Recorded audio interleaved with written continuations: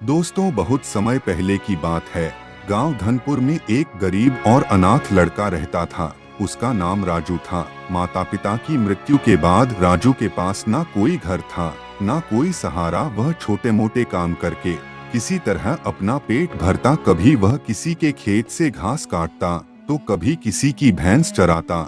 लोग उसे काम के बदले खाने के लिए कुछ रोटियां दे देते और यही उसका गुजारा था। रात को वह गांव के पुराने मंदिर के बाहर सो जाता।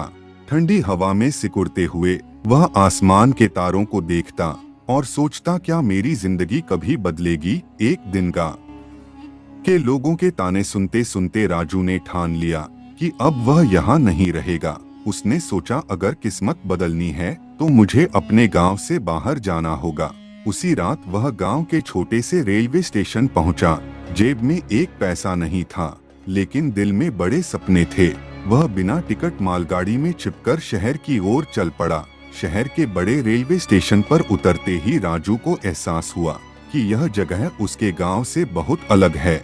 चारों ओर भीड़ थी, लेकिन किसी के पास किसी के लिए समय नहीं था।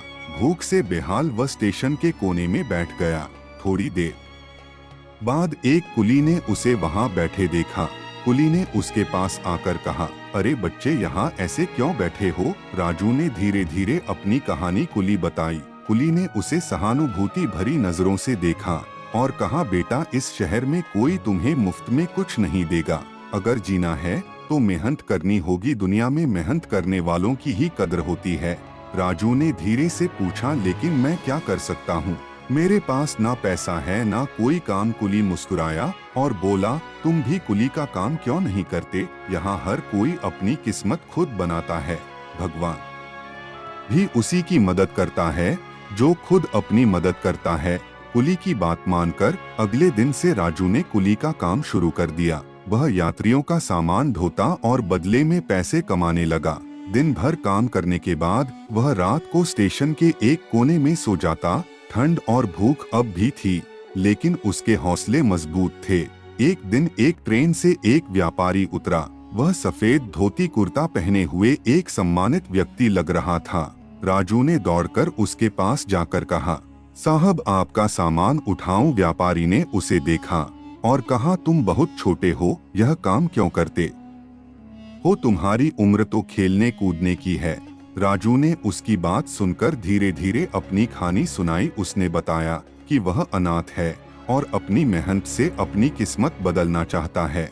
उसने कहा, साहब, मैंने सीख लिया है कि जिंदगी में बिना मेहनत के कुछ नहीं मिलता। व्यापारी, जिसका नाम रामदयाल था, उसकी बातों और हिम्मत से प्रभावित हुए। उन्होंने कहा, बेटा, मैं तुम्हारी मेहनत और लगन की सराहना करता हूँ। मेरा पास में एक कपड़ों का गोदाम है।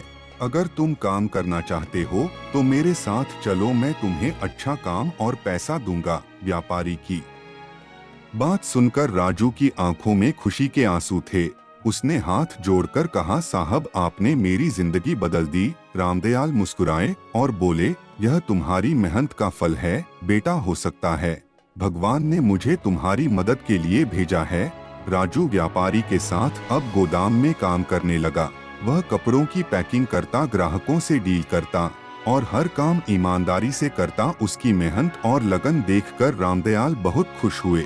कुछ सालों में राजू ने गोदाम के हर काम में महारत हासिल कर ली। अब उसकी उम्र 25 साल की हो चुकी थी। उधर रामदयाल 60 साल के हो गए थे।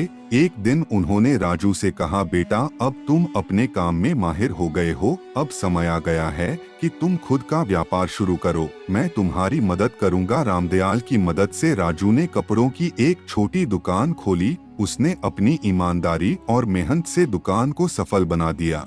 धीरे धीरे उसका काम बढ़ने लगा। कुछ सालों में उसने रामदयाल कर्ज भी चुका दिया। आज राजू एक सफल व्यापारी है। उसने अपने संघर्ष के दिनों को कभी नहीं भुलाया। वह अब जरूरतमंद बच्चों की मदद करता है और उन्हें सिखाता है कि मेहनत और लगन से किस्मत बदली जा सकती है। दोस्तों, यह कहानी हमें यह सिखाती है कि हमारी किस्मत हमारे अपने हाथों में होती है। चाहे हालात कितने भी मुश्किल क्यों ना हो, अगर हम मेहनत और ईमानदारी से अपने लक्ष्य की ओर बढ़े तो सफलता जरूर मिलती है। किस्मत बदलने के लिए भाग्य पर निर्भर रहना पर्याप्त नहीं है।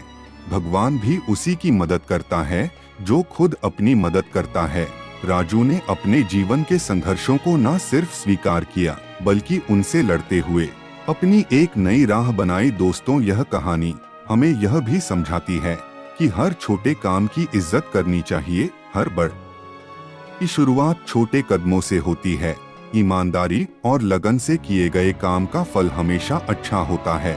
साथ ही सबसे महत्वपूर्ण बात, जब आपके जीवन में कोई सहारा ना हो तब भी अपने हौसले को टूटने मत दीजिए। यही हौसला आपकी सबसे बड़ी ताकत बनता है। याद रखिए, आपकी मेहनत आपकी तकदीर का सबसे बड़ा हथियार है। दोस्तों, अगर यह कहानी आपको प्रेरणा देती है तो इसे लाइक और शेयर करना ना भूलें। साथ ही अपनी राय हमें कमेंट्स में जरूर बताएं और ऐसी ही और प्रेरणादायक कहानियों के लिए हमारे चैनल को सब्सक्राइब जरूर करें।